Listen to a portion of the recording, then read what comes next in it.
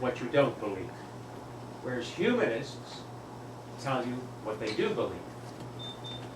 Now, I was thinking about this, and I thought, if somebody asked me about my religion, any question about religion, just briefly like that, would I choose humanism, which is larger, or would I choose the immediate, atheism? And I realized I would do the same as you do. I'd say, at that point, I'm an atheist. And you say you want to piss people off. I don't think it's exactly my reason, but there is a provocation in it that I think is necessary, to say humanism, a lot of people don't even know what it means, but to say that, they understand immediately, and now you know you've got their ear. What I want to know, though, is, you want to piss people off, again, what is your purpose in doing it? What is your larger purpose? Pissed off people change things. I can't remember who said it, but they said the first thing I want to do is get you angry. Who said that? Does anybody know? My mom. No.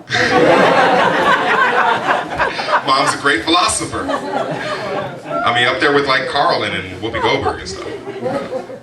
But no, I mean, pissed off people make changes. When you are angry for some reason or another, you act with more determination. Now, let's say if I piss people off and, they're Christians or whatever the case may be, they're theists. The first thing they're going to do is they're going to go to their church. I heard about this guy. You wouldn't believe this guy. His name is Greydon Square. He's an atheist rapper. Talks about all the little arguments and stuff like that. Has no faith. He worships Satan. Somebody in there is going to hear that. Now, how does that work in my favor? It probably doesn't. But let's say, hypothetically, that somebody else is in there. And they say, I want to see what she's talking about. I want to see what he's talking about. So they go on there. And they listen to Greydon. And Greydon's doing his thing. Yeah, Greydon Square's kind of tight, yo. And he's kind of cute, too. He's got those Will Smith ears. I want to rub those down. But they say, you know what? He's making some sense. I never thought of it like that before. Now, let's look at it on the other hand.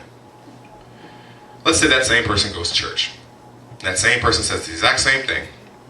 Goes out, does the exact same thing. But in the process, it strengthens their conviction. Now all of a sudden they're a stronger Christian than what they were.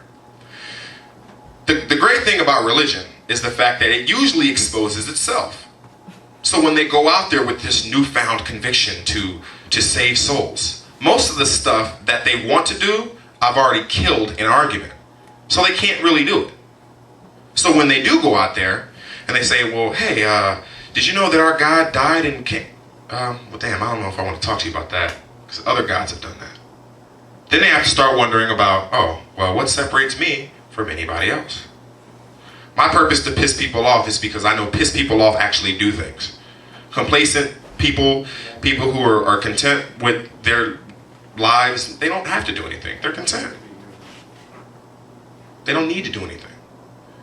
I know that if I was to say to you guys that there is a group in America right now that are trying to remove all teachings of evolution and natural selection from the schools, it would piss you off. Why? Because it's the truth. There are people right now in America trying to remove all teachings of natural selection from the schools. And when I heard it, it pissed me off. So I was lazy. I wrote a song about it. I'm pretty sure you guys will actually do something. But like, for me, that's all it took. Maybe my song will help someone down the line. But hopefully, to answer your question in the short form, pissed off people actually do things. Content people don't. Thanks very much. Thank you. Kind of feel important up here. Yes, ma'am. Oh. Turns out that I was ugly instead. Who else has got something? What you got? Your name. Eddie. No, Greydon? Yeah, why did you choose that? You know what? There's an interesting story behind Greydon Square. I was sitting in class one day, and I wasn't paying attention to something. It's like, you know what? Greydon Square sounds like it'd be a cool name. And that's it.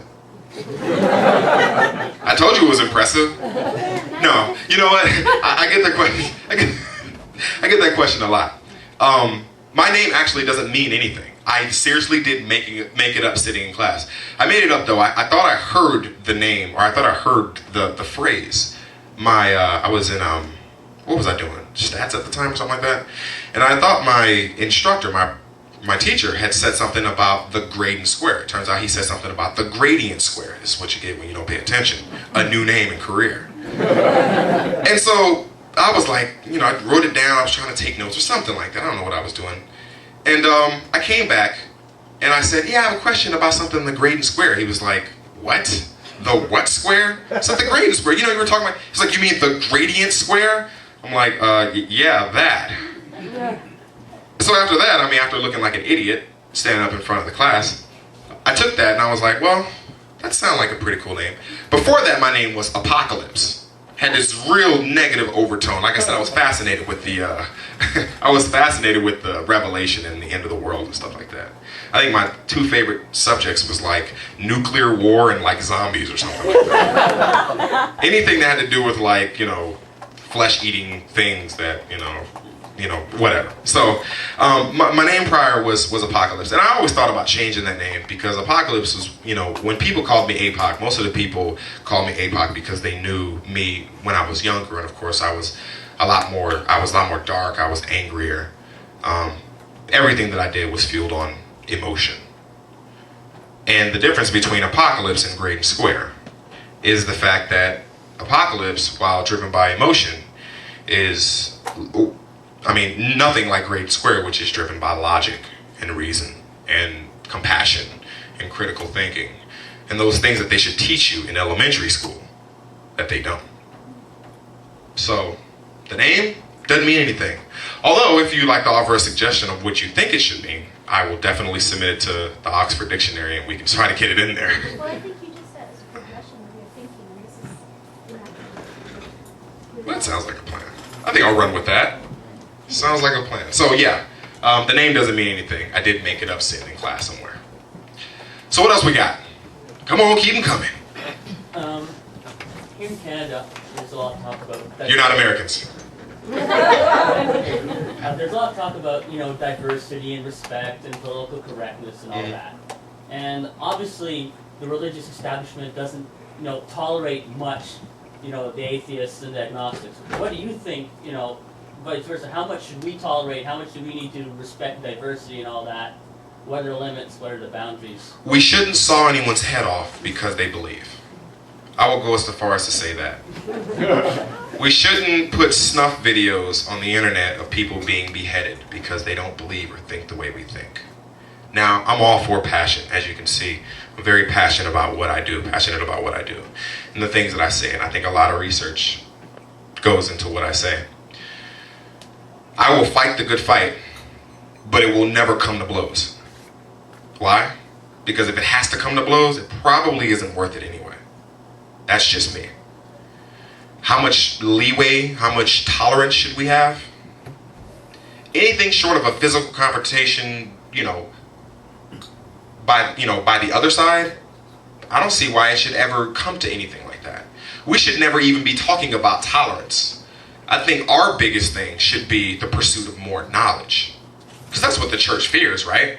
They fear the knowledge that's going to expose them, that's going to pull their skirts up. And I don't mean that in a sexist way or anything like that. I'm just saying that's what they fear, is the knowledge that's going to expose them for what they are. Frauds, phonies, liars. That's what they are. I think we should tolerate